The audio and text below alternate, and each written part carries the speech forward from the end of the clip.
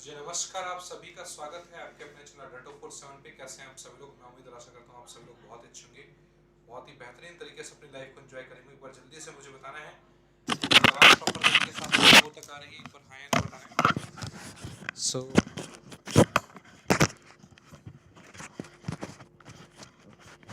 So hello everyone, welcome you all again on अड्डा 247 की बिस बैंकर के प्लेटफॉर्म पे। मैं सुचित शुक्ला आप सभी का हार्दिक स्वागत करता हूं। सबसे पहले कैसे हैं आप सभी लोग? उम्मीद और आशा करता हूं आप सभी लोग बहुत अच्छे होंगे, बहुत ही बेहतरीन तरीके से अपनी लाइफ को एंजॉय करेंगे। तो जैसे कि आप सभी को पता है कि आज की क्लास में कुछ और मैं इंपॉर्टेंट कॉन्सेप्ट कराने वाला हूं, जो कि काफ़ी इंपॉर्टेंट होने वाला है आप सभी लोगों के लिए, जो कि आप सभी लोग बहुत सारी चीज़ों को सीखेंगे आज की क्लास में। अच्छा, हमने पिछली क्लास में क्या क्या किया था? सबसे पहले मैं उसको जानने से पहले मैं आप सभी लोगों से जानना चाहता हूँ, एक बार एक काम करिए, आप सभी लोग मुझे बताइए कि क्या मेरी ऑडियो वीडियो प्रॉपर तरीके से आ रही है। एक बार सभी लोगों को बताना है कि क्या मेरी ऑडियो वीडियो प्रॉपर तरीके से आ रही है। बिल्कुल जल्दी से बताइए, फास्ट, हाँ या ना? बिल्कुल। सो होपफुली मेरी ऑडियो वीडियो प्रॉपर तरीके से आ रही होगी, आप सभी लोग प्रॉपर तरीके से मुझे सुन पा रहे होंगे, किसी प्रकार की कोई दिक्कत और कोई परेशानी नहीं होगी। जैसा कि आप सभी को पता है, ये आरबीआई ग्रेड बी की जो जो नोटिफिकेशन अब आने वाला है आप सभी लोगों के लिए, तो नोटिफिकेशन जैसे ही आएगा तो आप सभी लोग प्रिपरेशन में और अच्छे से जुड़ जाइएगा। मगर जो अभी जो क्लास चल रही है उससे कि आप कुछ अपने सिलेक्टेड टॉपिक्स को क्लियर करते चलें, उन सारे सिलेक्टेड टॉपिक्स को करते चलें। तो उसके लिए इसलिए हमने हमने हमने ये वाली क्लास रखी है। उम्मीद और आशा करता हूँ आप सभी लोगों को ये क्लास पसंद आएगी और इस क्लास में आप सभी लोग बहुत सारी चीज़ों को सीखने की कोशिश करेंगे। चलिए आइए स्टार्ट करते हैं। हमने कल की क्लास में बेसिकली हमने डिस्कस किया था कि हमारे पास कौन कौन से फाइनेंशियल इंस्टीट्यूशन है, कौन कौन से हमारे पास फाइनेंशियल रेगुलेटर्स हैं। देखिए, फाइनेंशियल रेगुलेटर्स हमारे पास बहुत ही मेन पार्ट होता है, मेन इंस्टीट्यूशन में काउंट होते हैं। ऐसे इंस्टीट्यूशन जो बेसिकली हमारी कंट्री के सबसे मेन पार्ट और सबसे अहम पार्ट में ये काउंट डाउन होते हैं। तो ये बेसिकली क्या करते हैं कि ये कुछ इकोनॉमी को स्टेबल करने के लिए, इकोनॉमी को कंट्रोल करने के लिए बेसिकली ये सारे पार्ट्स बनाए जाते हैं। तो मैंने आपको बताया था फाइनेंशियल इंस्टीट्यूशन, फाइनेंशियल रेगुलेटर्स होते क्या हैं। ये सारे ऐसे इंस्टीट्यूशन होते हैं जो बेसिकली क्या करते हैं, डिपॉजिट एक्सेप्ट करते हैं और जरूरत पड़ने पे लोन्स देते हैं। साथ के साथ इन सबके हम लोग फाइनेंशियल इंस्टीट्यूशन बोलते हैं। जैसे हमारे पास चेक हो गया, निफ्टी हो गया, आरटीजीएस, तो ये सारे इनके कुछ मेन फंक्शंस होते हैं। और मैंने आपको बताया था कि जो फाइनेंशियल इंस्टीट्यूशन होते हैं वो जनरली हमारे पास वो गवर्नमेंट बॉडीज होती हैं, वही हमारे पास फाइनेंशियल इंस्टीट्यूशन होते हैं। क्या क्या हमारे पास इनकी ज़रूरत क्या होती है? मार्केट में स्टेबिलिटी और कंसिस्टेंसी रखना, reduction of financial frauds and crimes. मैंने आपको समझाया था कि भाई फाइनेंशियल फ्रॉड्स एंड क्राइम्स को रिड्यूस करना, protection of consumer and investors money, increase the investors market confidence. ठीक है, वही हमारे पास कितने मेन फाइनेंशियल रेगुलेटर्स हैं ये हम लोग देख लेते हैं। जैसे आरबीआई हो गया, नाबार्ड हो गया, एडा, पीएफआरडीए और सेबी एग्जिम। इस तरीके से हमारे पास कुछ ऐसे मेन फेमस फाइनेंशियल रेगुलेटर्स हैं जो कि हमारे इंडिया लेवल पे प्रॉपर तरीके से ऑपरेट हो रहे हैं। Reserve bank of India Hilton young commission के साथ ये ऑपरेट किया गया था, जो कि फर्स्ट ऑफ ऑल 1926 में आया था। 1927 में बिल पास किया गया था, मगर 1934 में आरबीआई एक्ट 1934 के अकॉर्डिंग 1 अप्रैल 1935 को आरबी स्टैब्लिश कर दिया गया। रिजर्व बैंक ऑफ इंडिया के फंक्शंस हमने डिस्कस किए थे, होपफुली आपको क्लियर हो गया होगा। नाबार्ड क्या है? National bank for agriculture and rural development, ये भी हमने डिस्कस किया था। ये भी हमने नाबार्ड को बहुत डिटेल में डिस्कस किया, तो उम्मीद करता हूँ आप सभी को समझ में आ गया होगा। इसके फंक्शंस क्या क्या हैं, एडा क्या है, एडा के क्या फंक्शंस हैं, ये डिस्कस कर लिया था। इसके बाद हमने एग्जिम को भी डिस्कस किया था। एग्जिम बेसिकली एक ऐसा इंस्टीट्यूशन होता है जिसको हम लोग एक्सपोर्ट इंपोर्ट बैंक बोलते हैं। एक्सपोर्ट इंपोर्ट बैंक जो है हमारे पास, ये set up by an act of parliament in सितंबर 1981। हमारे पास जो ये सेटअप हुआ था, जिससे कि सेटअप हुआ था किससे बोलो, हमारे पास एक्ट ऑफ पार्लियामेंट के थ्रू, दैट इज सितंबर 1981 में, जो कि सब पूरा का पूरा wholly on by the government of India की जो एग्जिम जो है हमारे पास, वो सबका पूरा का पूरा जो है गवर्नमेंट ऑफ इंडिया के द्वारा ऑन किया गया है। कमेंस ऑपरेशन मार्च 1982, उसका जो ऑपरेशन जो कमेंस किया गया 1982 में, वो कमेंस किया गया। अपेक्स फाइनेंशियल इंस्टीट्यूशन, और ये जो एग्जिम बैंक है हमारे पास, ये सबसे अपेक्स फाइनेंशियल इंस्टीट्यूशन है, मतलब सबसे बड़ा फाइनेंशियल इंस्टीट्यूशन माना गया है। इसका ऑब्जेक्टिव मैंने मेरे प्यारे दोस्तों आप सभी को बताया था कि for providing financial assistance to exporter importer and for functioning as the principal financial institution for coordinating the working of institution, engage in financing export and import of the goods and services। जो भी हमारे पास ऐसे, देखो, जैसे अगर हम लोग बात करें, जो भी हमारे पास ऐसे कंपनी हैं, जो भी हमारे पास ऐसी कंपनीज हैं, जो भी हमारे पास ऐसे बैंक्स हैं जो एक्सपोर्ट और import of goods and services के लिए मतलब काम कर रही हैं, तो उनको प्रमोट करना, जिससे कि हमारी सारी कंट्री के इंटरनेशनल ट्रेड भी प्रमोट हो सकें।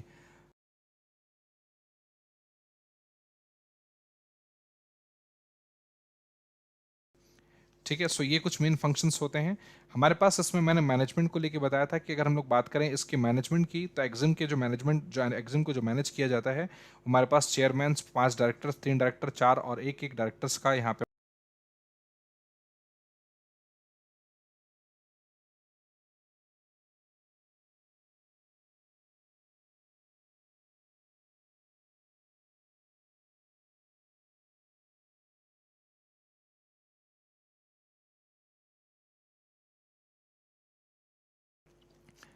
अगर हम लोग बात करें, हमारे पास जो बोर्ड ऑफ डायरेक्टर्स हैं, जैसे चेयरमैन हैं, हमारे पास मैनेजिंग डायरेक्टर्स हैं, जैसे 5 डायरेक्टर्स हो गए, 3 डायरेक्टर्स हो गए, 5 डायरेक्टर हमारे पास गवर्नमेंट ऑफ इंडिया के द्वारा अपॉइंट किया जाता है, 3 director schedule banks, 4 director professional experts, एक director nominated by the RBI. तो ये हमारे पास कुछ ऐसे इंपॉर्टेंट और मेन, हम लोग बोल सकते हैं क्या, बोर्ड ऑफ डायरेक्टर हमारे पास एग्जिम बैंक के हैं।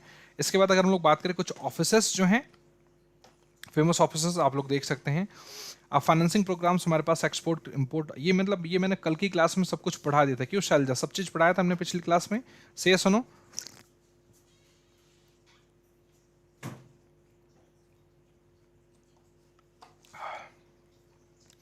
ये सारी चीजें ना हमने एक लास्ट क्लास में हमने डिस्कस कर लिया था, काफी अच्छे तरीके से हमने डिस्कस किया था। उम्मीद और आशा करता हूँ आप सभी लोगों को ये सारी चीजें समझ में आ गई होंगी।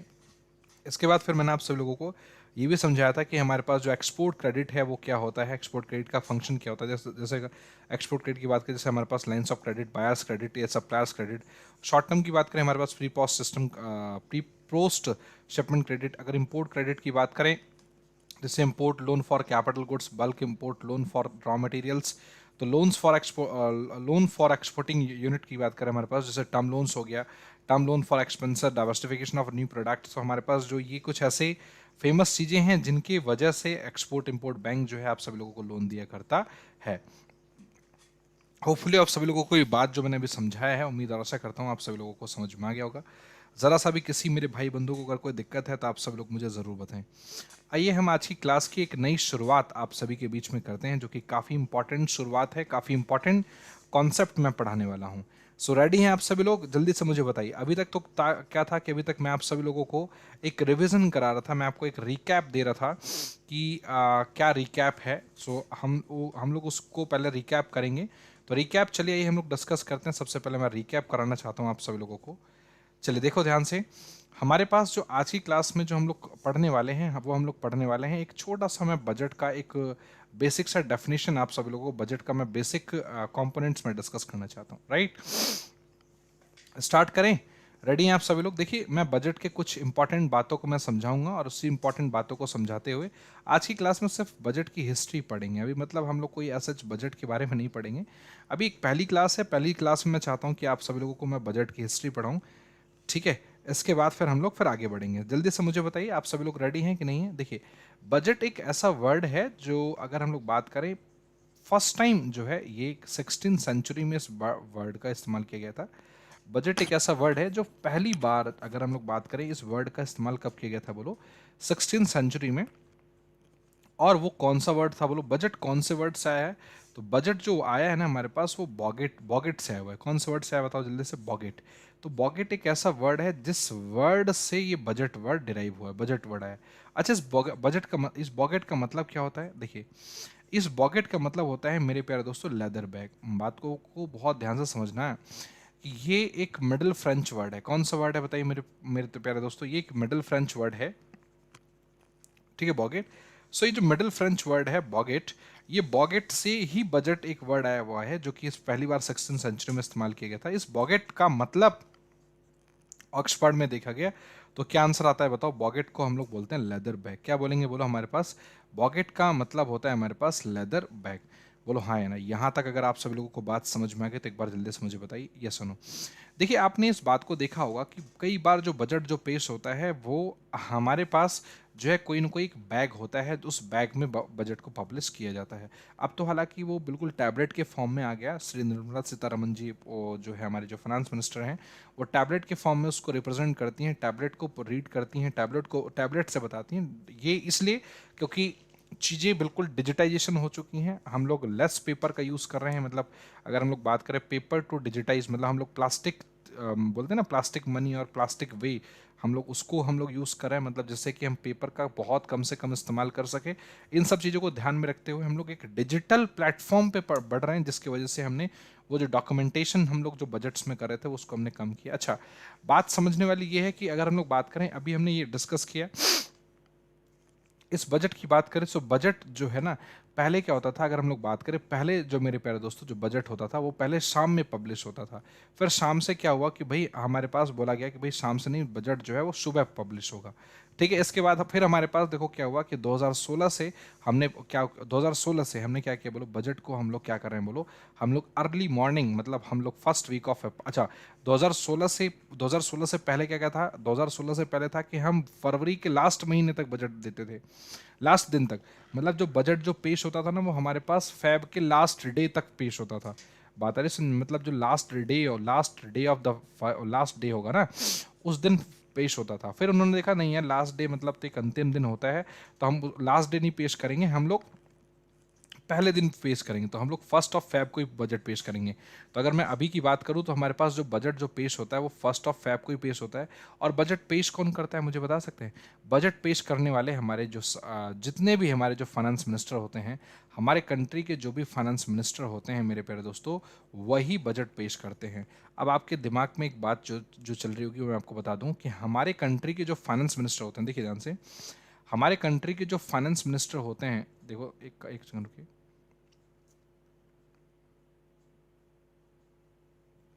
ठीक है, हमारे कंट्री के जो फाइनेंस मिनिस्टर, ये क्या हो रहा है यहाँ पे, देखिए हमारे कंट्री के जो भी फाइनेंस मिनिस्टर होंगे वही क्या करते हैं बोलो, बजट को पेश किया करते हैं। अगर हम लोग बात करें सो उस फाइनेंस मिनिस्टर में, फाइनेंस मिनिस्टर जी पेश करते हैं। अच्छा, फाइनेंस मिनिस्टर का जो डिपार्टमेंट होता है उसका नाम क्या होता है बोलो, फाइनेंस डिपार्टमेंट। क्या होता है बोलो, फाइनेंस, सॉरी, हम लोग बोले फाइनेंस मिनिस्टर जो किसके हेड होते हैं बोलो, मिनिस्ट्री ऑफ फाइनेंस के। तो देखो हमारे पास अगर हम लोग बात करें तो मिनिस्ट्री ऑफ फाइनेंस में एक डिपार्टमेंट होता है, मिनिस्ट्री ऑफ फाइनेंस में एक डिपार्टमेंट होता है जिसका नाम होता है मिनिस्ट्री ऑफ इकोनॉमिक अफेयर्स। क्या होता है बोलो, मिनिस्ट्री ऑफ इकोनॉमिक अफेयर्स। ठीक है, एक ये डिपार्टमेंट होता है, यही सारे काम को करता है। तो जितने भी हमारे पास मिनिस्ट्री ऑफ इकोनॉमिक अफेयर्स में अधिकारी होते हैं, ऑफिसर्स होते हैं, वो क्या करते हैं बोलो, बजट को पब्लिश करने में उनका बहुत अहम रोल होता है। तो फिर ये मिनिस्ट्री ऑफ इकोनॉमिक अफेयर क्या करता है, देखो ध्यान।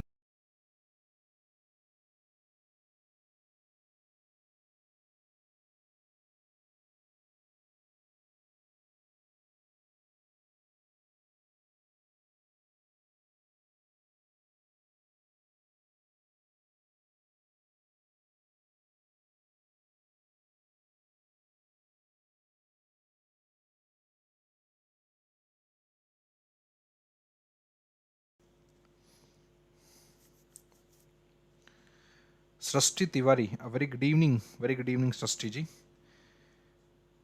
चलिए, हमारे पास इस मिनिस्ट्री ऑफ फाइनेंस में एक हमारे पास मिनिस्ट्री जिसका नाम है मिनिस्ट्री ऑफ इकोनॉमिक अफेयर्स। तो ये मिनिस्ट्री ऑफ इकोनॉमिक अफेयर्स क्या करता है, बजट को पब्लिश करता है, बजट ये हमारे पास बना के देता है। ठीक है, और ये ministry of economic affairs budget बना के देगा, और इसको पब्लिश कौन करेगा, पब्लिश मतलब क्या, इस बजट को सबको बताएगा। मिनिस्ट्री ऑफ इकोनॉमिक अफेयर्स कभी नहीं बताती, सिर्फ ministry of economic affairs prepare करती है, बट बताने वाला कौन होता है, इसको समझाने वाला कौन होता है, देश को संबोधित करने वाले कौन होते हैं बोलो, हमारे पास फाइनेंस मिनिस्टर होते हैं। फाइनेंस मिनिस्टर जी लोकसभा में क्या करते हैं बोलो, इसको पब्लिश किया करते हैं। और सबसे इंपॉर्टेंट बात अगर मैं आप सभी लोगों को बात करूं, तो बजट का अगर हम लोग बात करें, बजट का नाम बजट नहीं है, आर्टिकल नंबर 112 क्लॉज ए, अगर हम लोग बात करें आर्टिकल नंबर 112 क्लॉज ए में इसका नाम रखा गया एनुअल फाइनेंशियल स्टेटमेंट। क्या नाम रखा गया बोलो मेरे साथ, एनुअल फाइनेंशियल स्टेटमेंट। ये एक ऐसा नाम है, हम लोग बोल सकते हैं कि एनुअल फाइनेंशियल स्टेटमेंट ये एक ऐसा नाम है मेरे प्यारे दोस्तों, जिस नाम के लिए हम लोग बोल सकते हैं क्या, आर्टिकल नंबर 112 क्लॉज ए में ये बजट का नाम कहीं भी मेंशन नहीं है, बजट कहीं भी लिखा नहीं हुआ। बजट हम लोग आमतौर पे बोलचाल की भाषा में यूज़ करते हैं। सो ये जो बोलचाल वाली भाषा है इसमें हम लोग क्या करते हैं बोलो, बजट यूज़ करते हैं। मगर हम आर्टिकल नंबर 112 क्लॉज ए में हम इसको बोलते हैं एनुअल फाइनेंशियल स्टेटमेंट। क्या बोलते हैं बोलो, एनुअल फाइनेंशियल स्टेटमेंट। होपफुली आप सभी लोगों को बात समझ में आ गई होगी, ज़रा सा भी कोई दिक्कत और कोई परेशानी नहीं है। ये जो एनुअल फाइनेंशियल स्टेटमेंट होता है, काफ़ी मतलब इसमें सब चीज़ लिखा होता है कि भाई क्या क्या चीज़ें हमें निकालना है, क्या क्या चीज़ें हमें मतलब पूरे कंट्री से रिलेटेड सारी चीज़ें इसमें होती हैं कि हर एक डिपार्टमेंट को कितना कितना पैसे की ज़रूरत होती है, तो वो सारा का सारा आपको रीअलोकेट करना पड़ता है मिनिस्ट्री ऑफ इकोनॉमिक अफेयर्स को। तो वो सारी बातें आपको एनुअल फाइनेंशियल स्टेटमेंट के आर्टिकल नंबर 112 क्लॉज ए में लिखा होगा। ठीक है, चलिए, तो ये हमने अभी डिस्कस किया, अभी तक हमने डिस्कस किया कि भाई बजट जो है, बजट की हमने हिस्ट्री डिस्कस की। इसके बाद अगर हम लोग बात करें, इसके बाद अगर हम लोग बात करें तो जो बजट है हमारे पास, जो बजट हमारे पास अगर बात करें, जो फर्स्ट टाइम अगर हम लोग बात करें, फर्स्ट टाइम बजट किसने पेश किया था हमारे पास, तो फर्स्ट टाइम जो बजट जो पेश किया था उनका नाम था सर जेम्स विल्सन। क्या नाम था बोलो? Sir James Wilson. तो सर जेम्स विल्सन एक ऐसे हमारे पास एक बहुत बड़े हम लोग बोल सकते हैं क्या, एक हमारे ये भी हमारे कंट्री के फाइनेंस मिनिस्टर रह चुके हैं। तो सर जेम्स विल्सन ने क्या किया था बोलो? फर्स्ट टाइम बजट पेश किया था। बात आ रही है समझ में? बोलो जल्दी से हाँ या ना। सो सब फर्स्ट टाइम जो है हमारे पास किसने बजट पेश किया था बोलो? सर जेम्स विल्सन ने। और कब किया था बोलो? जल्दी से आप देख लो, हमारे पास 7 अप्रैल 1860। कब बोला था? सब 7 अप्रैल 1860 को हमारे पास भारत देश में सबसे पहली बार बजट पेश किया था। और किसके द्वारा बोलो जल्दी से? हमारे पास सर जेम्स विल्सन के द्वारा। और ऐसे हमारे पास अगर हम लोग बात करें, ऐसे कौन से मतलब पहले हम लोग बोल सकते हैं कि क्या पहले हमारे पास भारतीय हैं जिन्होंने बजट पेश किया था? मुझे बताइए, फर्स्ट इंडियन कौन है? अगर हम लोग बात करें जो फर्स्ट ऐसे हमारे पास इंडियन कौन है, जल्दी से मुझे बताइए, बताओ।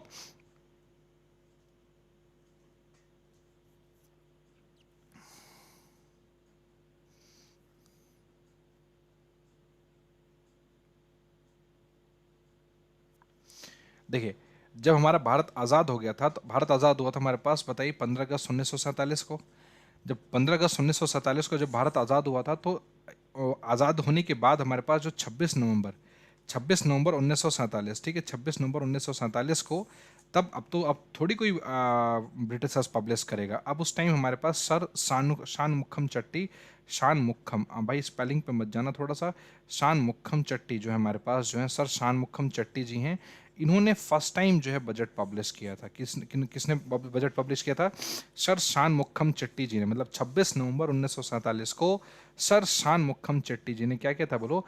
बजट पब्लिश करना इन्होंने स्टार्ट किया था। तो हमारे पास पहले फर्स्ट टाइम जो बजट पेश हुआ था हमारे पास, वो 7 अप्रैल देखो, फर्स्ट टाइम जो बजट पेश हुआ था मेरे प्यारे दोस्तों, 7 अप्रैल 1860 को हुआ था, जो कि हमारे पास सर जेम्स विल्सन ने किया था। और सर जेम्स विल्सन ने किया था। इसके बाद अगर हम लोग बात करें 26 नवंबर 1947 की बात करें, तो 26 नवंबर 1947 में हमारे पास सर शान मुखम चट्टी जी ने, ऐसे हमारे पहले भारतीय रह चुके हैं जिन्होंने हमारे बजट को पेश किया था। उम्मीद और आशा करता हूँ आप सभी लोगों को ये बात समझ में आ रही होगी, ज़रा सा भी कोई दिक्कत हो, कोई परेशानी नहीं होगी। मुझे जल्दी से बताइए फास्ट। इसके बाद अगर हमारे पास देखो बजट लगातार जो पेश होता गया, इसके बाद हमारे पास ऐसे कौन से हमारे पास फाइनेंस मिनिस्टर हैं, हम लोग बात करें ऐसे कौन से फाइनेंस मिनिस्टर हैं जिन्होंने सबसे ज़्यादा बार बजट पेश किया था? मुझे बता सकते हैं ऐसे कौन से फाइनेंस मिनिस्टर हैं जो उन्होंने सबसे ज़्यादा बार बजट पेश किया था? उनका नाम है सर मोरारजी राय देसाई। क्या नाम था बोलो? सर मोरारजी राय देसाई। सर मोरारजी राय देसाई एक ऐसे फाइनेंस मिनिस्टर हैं मेरे प्यारे दोस्तों जिन्होंने लगभग मोर देन 10 टाइम्स, कितना बोलो? लगभग मोर देन 10 टाइम्स उन्होंने बजट पब्लिश किया था। तो ये सबसे मतलब बोल सकते हैं क्या लॉन्गेस्ट टाइम के हमारे पास बजट पेश करने वाले ऐसे फाइनेंस मिनिस्टर रहे हैं। और ऐसे कौन से फाइनेंस मिनिस्टर हैं? अच्छा, सबसे पहली लेडी अगर हम लोग बात करें, सबसे पहली लेडी है ना, ऐसे कोई पहली लेडी मुझे बताइए, पहली लेडी जिन्होंने बजट पेश किया था और वो प्राइम मिनिस्टर भी रह चुकी हैं, तो उनका नाम है क्या? मैम इंदिरा गांधी। जो हमारी जो मैम इंदिरा गांधी जी हैं, इंदिरा गांधी जी ने ही सबसे फर्स्ट टाइम मेरे प्यारे दोस्तों, फर्स्ट टाइम क्या किया था बोलो? बजट को पेश किया था। ये हमारे पास ऐसे पहली जो है फीमेल फाइनेंस मिनिस्टर थी जिन्होंने फर्स्ट टाइम बजट को पेश किया था। होपफुली आप सभी लोगों को बात समझ में आ गया होगा। आप तो हालांकि जो निर्मला सीतारमन जी बजट को पेश कर रही हैं, जैसा कि आप सभी को मैंने बताया है कि जो बजट जो पेश होता है मेरे प्यारे दोस्तों, जो बजट जो हमारे पास जो पब्लिश होता है, जो इशू होता है, वो जो हमारे पास कंट्री के जो भी फाइनेंस मिनिस्टर होते हैं, कंट्री के जो भी फाइनेंस मिनिस्टर होते हैं वो पब्लिश करते हैं in the front of Lok Sabha, हम लोग बोल सकते हैं प्राइम मिनिस्टर के सामने। और ये जो फाइनेंस मिनिस्टर जो पब्लिश करते हैं, वो बजट जो पब्लिश करते हैं, वो बेसिकली सबसे इंपॉर्टेंट बात ये होती है कि जैसे इस बार का जो बजट जो पब्लिश किया था वो श्री निर्मला सीतारमन जी ने किया था। श्री निर्मला सीतारमन जी द्वारा जो है बजट पेश हुआ था। बात आ रही समझ में? अब इसके बाद देखो हमने देखो ये कुछ इंपॉर्टेंट बात डिस्कस कर ली। अब देखिए हमारे पास और कुछ इंपॉर्टेंट बात ये है, कि इसमें होता क्या है। जो हम लोग बजट की बात करते हैं, हम लोग जो बजट की बात करते हैं, ये बजट एक जो होता है वो फ्यूचरिस्टिक प्रोसेस होता है, फ्यूचरिस्टिक प्रोसेस होता है। देखिए, बजट एक फ्यूचरिस्टिक प्रोसेस है। कैसे, मैं आपको बताता हूँ। बजट एक फ्यूचरिस्टिक प्रोसेस है कैसे मेरे प्यारे दोस्तों, हम लोग उसको समझेंगे। बजट एक फ्यूचरिस्टिक प्रोसेस है, वो कैसे है मैं आपको अभी समझाता हूँ। बहुत ध्यान से बेसिक से समझना प्यारे दोस्तों। देखिए, अब आप किसी मार्केट में दुकान में गए, आप किसी एक दुकान में गए, आपने बोला भाई हमें एक शर्ट खरीदना है, ठीक है। आप हमें एक शर्ट खरीदना है, तो आपका जो दुकानदार है वो क्या पूछता है आपसे, मुझे बताइए। भैया आपको अगर शर्ट खरीदना है तो आप मुझे बताइए कि आपका बजट कितना है। यही बोलता ही नहीं बोलता, बोलो। इसका मतलब ये है, वो ये पूछना चाहता है इनडायरेक्टली तरीके से, आपके पास कितने पैसे पड़े हैं। क्योंकि उसके पास शर्ट तो भाई 1000 के भी हैं, 2000 के भी हैं, 5000 के भी हैं, 20,000 के भी हैं, 1 लाख के भी हैं। तो आपसे पूछता है कि आपके पास कितने पैसे पड़े हैं। तो मतलब क्या, जितने पैसे पड़े होते हैं उसको लोग बोलते हैं बजट रिसीट्स। क्या बोलते हैं बोलो, बजट रिसीट्स। हाँ, है ना। किसी प्रकार की कोई दिक्कत तो नहीं ना। इस तरीके से अगर हम लोग बात करें, अब वो बोलता है भैया कि हमारे पास जो है, मान के चलो हमारे पास 1500 रुपये पड़ा हुआ है। तो अगर हमारे पास 1500 पड़ा हुआ है तो मतलब क्या, हमारे पास ये जो बजट रिसीट्स है वो कितना है बोलो, हमारे पास 1500 है। किसी प्रकार की कोई दिक्कत हो, कोई परेशानी तो नहीं है। इसके बाद आप कितना, भाई हमने बोला अब 1500 रुपये पड़ा हुआ है और हम 1500 रुपये हम लोग खर्च करना चाहते हैं। फॉर एग्जाम्पल मैंने बोला देखो ऐसा है ना, बात कुछ इस प्रकार से है कि भैया हमारा जो बजट है ना 1500 रुपये तक का है। तो दुकानदार क्या समझेगा, अगर हमने बोला कि भैया हमें एक शर्ट खरीदना है और हमारा बजट है 1500 का, तो दुकानदार क्या समझेगा, दुकानदार ये समझेगा कि भैया इनके पास 1500 रुपये पड़ा है और ये 1500 रुपये खर्च करना चाहते हैं।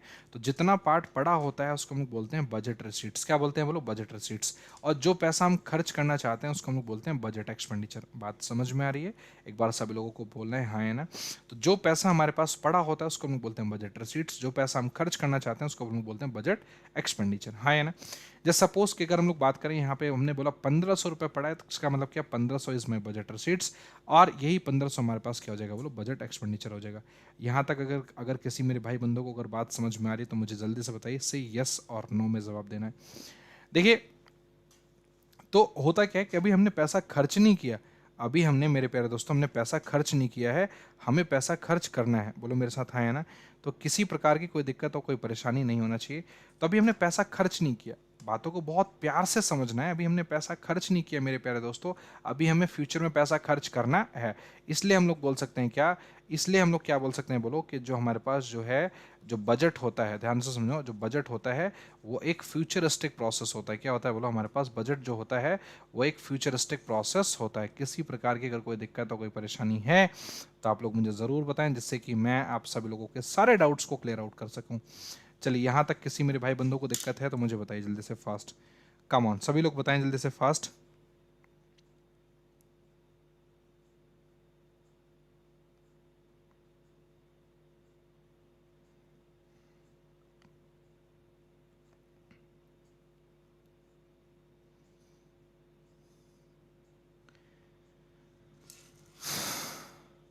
चलिए चलिए, यहाँ तक आप सभी लोगों को दिक्कत तो नहीं ना। चलिए, मैंने आप सभी लोगों को यहाँ तक बिल्कुल जो बेसिक था इसका, जो क्या हम लोग सिनेरियो, हम लोग क्या करने वाले हैं, क्या पढ़ने वाले हैं, मैंने आप सभी लोगों को अच्छे तरीके से समझा दिया। उम्मीद और आशा करता हूँ आप सभी लोगों को यहाँ तक समझ में आ गया होगा। ठीक है, अब देखिए, अगर हम लोग बात करें इसके डेफिनेशन की, तो बजट का अगर डेफिनेशन की बात करूँ तो देखिए डेफिनेशन क्या होता है। अगर मैं डेफिनेशन की बात करें तो बजट का एक सिंपल सा डेफिनेशन होता है कि इट इज़ एस्टिमेटेड रेवेन्यू। क्या बोल सकते हैं, इट इज़ एस्टिमेटेड, ये देखो एक एस्टिमेटेड अमाउंट होता है। It is estimated amount of, क्या बोल सकते हैं, it is estimated amount of budget receipts and budget expenditure. कि budget expenditure and budget receipts बोल सकते हैं, कोई दिक्कत नहीं। Budget expenditure and budget receipts, budget receipts during a period of one accounting year. ठीक है, receipts during a period of one accounting year. कि एक अकाउंटिंग ईयर की बात, अगर एक अकाउंटिंग ईयर की बात करें, सो एक अकाउंटिंग ईयर के अंदर हमारे पास कितना बजट एक्सपेंडिचर है, कितना बजट रिसीट्स है, तो उसका एक प्रॉपर एस्टिमेटेड अमाउंट, मेरे प्यारे दोस्तों, उसका एक प्रॉपर एस्टिमेटेड अमाउंट हमारा क्या कहलाता है बोलो, हमारा बजट कहलाता है। और हम लोग बोल सकते हैं क्या, that is called annual financial statement. क्या बोलेंगे बोलो, एनुअल फाइनेंशियल स्टेटमेंट। उसको क्या बोलते हैं बोलो, एनुअल फाइनेंशियल स्टेटमेंट, जिसको हमने आर्टिकल नंबर 112 क्लॉज ए में मेंशन किया हुआ है। देखिए, एक बात समझिए, मैंने आप सभी को बताया था ये एक फ्यूचरिस्टिक प्रोसेस होता है। ये मैं आपको दोबारा लिख देता हूँ, it is a futuristic process. यहाँ मैंने एक वर्ड लिखा ना एस्टिमेटेड अमाउंट, क्योंकि जो भी फाइनेंस मिनिस्टर होता है जब वो बजट पब्लिश कर रहा होता है तो उस टाइम वो जो अमाउंट बोलता है कि हमारा जो बजट है इस साल का 30 लाख करोड़ का है। फॉर एग्जाम्पल मेरे प्यारे दोस्तों, इस बात को समझिए कि किसी फाइनेंस मिनिस्टर ने बोला कि हमारा जो इस साल का जो बजट है वो 30 लाख करोड़ का है। अगर मान के चलिए कि अगर मान के चलो अगर किसी फाइनेंस मिनिस्टर ने बोला कि हमारा जो बजट है इस साल का 30 लाख करोड़ का है, तो 30 लाख करोड़ का मतलब ये होता है कि हम आने वाले साल में, क्योंकि अभी साल तो स्टार्ट नहीं हुआ भाई, 1 फरवरी को ही तो हम बजट पेश कर रहे हैं। साल कब स्टार्ट होगा बोलो? अभी 1 अप्रैल को स्टार्ट होगा, 1 महीने बाद, 1 अप्रैल से लेकर 31 मार्च तक साल चलेगा ना। सो अभी ये पूरा का पूरा साल एकदम एज इट इज बकाया है। इस पूरे साल की भविष्यवाणी हम 1 फरवरी को ही कर रहे हैं। सो 1 फरवरी को हम बोलने जा रहे हैं क्या कि भैया आने वाले साल में, आने वाले फाइनेंशियल ईयर में हमारा जो बजट है मेरे प्यारे दोस्तों कितना है? 30 लाख करोड़ का है। इसका मतलब ये होता है कि हम 30 लाख करोड़ रुपए क्या करेंगे बोलो? खर्च करेंगे, और जरूरत पड़ने पे हम खर्च करेंगे, और जरूरत पड़ने पे यही 30 लाख करोड़ रुपए को हम लोग एक्सपेंडिचर करेंगे, मतलब हम लोग खर्च करेंगे। ठीक है, मतलब हमारे आने वाले समय पे, आने वाला जो टाइम है उस टाइम पे हम लोग 30 लाख करोड़ रुपए हमारे पास से कहीं ना कहीं से आएगा, जैसे टैक्स से, नॉन टैक्स से, बहुत सारे सोर्सेस हैं जहां से हम इस 30 लाख करोड़ को हम इकट्ठा करेंगे और इसी 30 लाख करोड़ को हम आने वाले समय में खर्च करेंगे। तो ये एक एस्टिमेटेड अमाउंट होता है। ऐसा भी हो सकता है कि इस 30 लाख करोड़ से ऊपर आ जाए, ऐसा भी हो सकता है इस 30 लाख करोड़ से नीचे भी आ जाए। तो ये एक एस्टिमेटेड अमाउंट होता है जो हर एक फाइनेंस मिनिस्टर क्या करता है बोलो? बजट पब्लिश करने से पहले बताता है अपने पार्लियामेंट में, लोकसभा में, जिससे कि कंट्री को पता रहे कि आने वाले इस साल में कितना पैसा सरकार इस देश के प्रति खर्च करने वाली है। और भी बहुत सारी चीजें बजट में होती हैं, क्या क्या कंपोनेंट्स होते हैं, किन किन सोर्सेस से हमारे पास जो अमाउंट होता है, बजट का जो अमाउंट होता है, जो हम लोग ये 30 लाख करोड़ रुपए बोल रहे हैं, ये इकट्ठा करते हैं जो फाइनेंस मिनिस्टर होते हैं, वो सारे सोर्सेस, कंपोनेंट्स ऑफ बजट, और साथ के साथ जो भी हमारे पास टाइप्स ऑफ डेफिसिट होता है, चाहे रेवेन्यू डेफिसिट, फिस्कल डेफिसिट, जो भी हमारे पास टाइप्स ऑफ डेफिसिट होता है प्राइमरी डेफिसिट टाइप में, सभी को हम लोग नेक्स्ट क्लास में और डिटेल में पढ़ेंगे। उम्मीद और आशा करता हूँ आप सभी लोगों को चीज़ें समझ में आ गई होंगी, स्टेप बाय स्टेप सारी चीज़ों को सीख पा रहे होंगे, right. So very thanks a lot to all of you. मिलते हैं अगली क्लास